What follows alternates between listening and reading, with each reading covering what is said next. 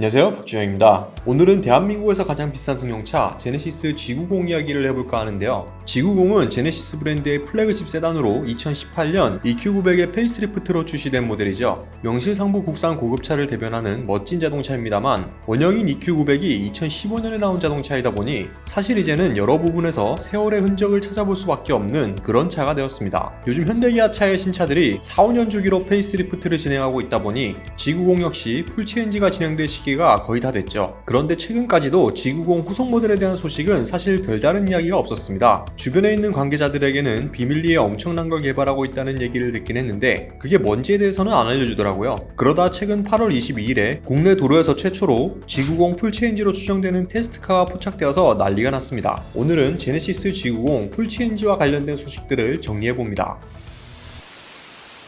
공개된 사진이 딱 한 장이거든요. 근데 이 한 장의 사진으로 꽤 많은 걸 알 수 있었습니다. 사진으로 봐도 육중한 덩치를 자랑하는 이 테스트카는 제네시스 차량에 늘 사용되는 돌출형 오각형 머플러가 적용되어 있으며 희미하게 보이는 두 줄 테일램프와 신형 G80을 테스트할 때도 사용했던 휠 타이어가 적용되어 있는 것으로 보아 G90 후속 모델임을 예상해볼 수 있죠. 후속 모델에 대한 별다른 소식이 없다가 이 테스트카 사진이 등장하니 각종 자동차 커뮤니티에서는 난리가 났습니다. G90 테스트카 사진을 확인한 네티즌들은 드디어 나오는구나, G80 때문에 G90 디자인도 매우 기대된다라며 기대감을 나타내기도 했네요. 한 장의 사진 속에서 눈여겨볼 만한 변화 포인트들을 짚어보면요. 먼저 보닛의 후드라인이 상당히 독특합니다. 이게 아직은 초기형 프로토타입 단계 테스트카라 실제 양산형 모델은 달라질 수도 있겠지만 테스트카의 전면부 보닛을 보면 측면 휀더까지 연장되어서 옆으로 쭉 내려온 것을 볼 수 있죠. 이는 기존 G80이나 G70 같은 제네시스 세단들과는 전혀 다른 전면부 디자인을 가지게 될 것이라는 걸 의미하기도 합니다. 일각에선 폭스바겐 아테온이 곧바로 떠올랐다라며 G90 보닛 후드는 아테온과 비슷한 느낌이다라고 언급하기도 했습니다. 그리고 쾌적한 시야 확보에 도움을 주는 앞유리 벤트 글라스도 적용이 된 모습이네요. 기존 G90과는 전혀 다른 포인트들이죠. 그런데 측면부 필러 라인은 또 기존 G90을 어느 정도 계승하며 쿼터 글라스를 추가한 모습입니다. 직선으로 올곧게 쭉 뻗어있던 기존 측면부 캐릭터 라인과는 다르게 끝이 위로 치켜 올라가는 스타일을 가져 색다른 느낌을 선사하기도 하고요. 이를 두고 일각에선 플래그십 세단이기 때문에 뒷자리에 탑승한 VIP들의 얼굴을 외부에서 볼 수 없도록 하기 위해 고안된 디자인이다 라고 언급하기도 했습니다.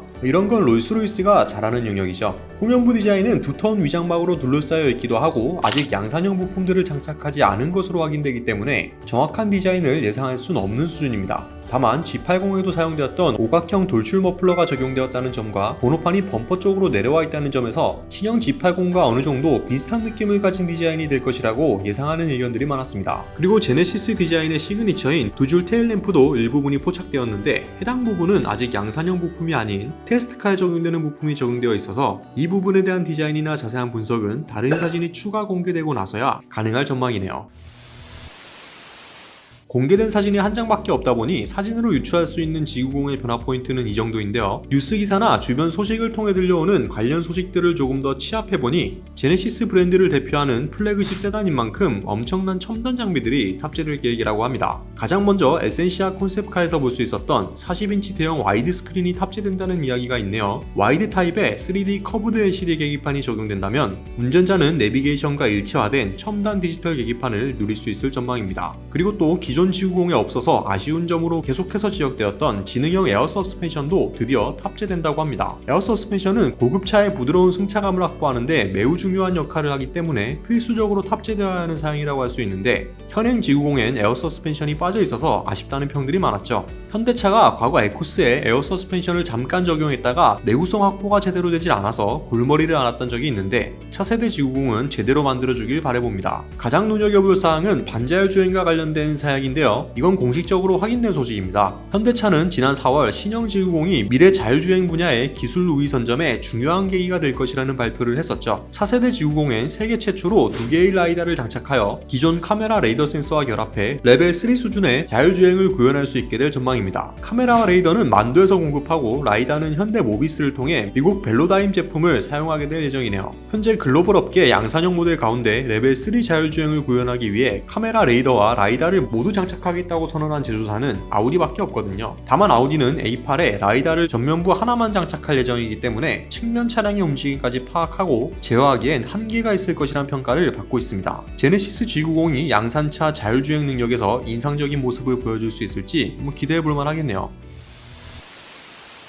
현대차가 이제는 국내에서만 잘 나가는 게 아니라 해외에서도 인상적인 평가를 받으며 승승장구해야 될 때가 됐죠. 기존 G90은 사실 세월의 흔적이 많이 묻어나기 때문에 수입 제조사들의 플래그십 세단들과 직접적인 경쟁을 하기엔 무리라는 평가를 받아왔습니다. 국내에서야 체어맨이 단종된 이후론 국산차 중에 별다른 선택지가 없다는 이유로 회장님들의 애마로 사랑받아왔지만 해외에선 그렇지 못했던 거죠. 이르면 내년에 등장할 신형 G90은 업계를 리드할 수 있는 파격적인 플래그십 세단이 될 수 있을지 향후 기추가 주목됩니다. GB80과 G80으로 디자인은 정점을 찍은 만큼 G90의 디자인과 첨단 사양들을 기대해보겠습니다. 오늘 소식은 여기까지입니다. 영상이 좋으셨다면 구독과 좋아요도 부탁드립니다. 오토포스트 이슈플러스였습니다. 정차할 때마다 심한 진동이 생긴다는 중대한 결함이 이슈가 되는데도 인기 모델들의 인기가 계속해서 유지되는 적당히 지저대다가 알아서 조용해질 겁니다.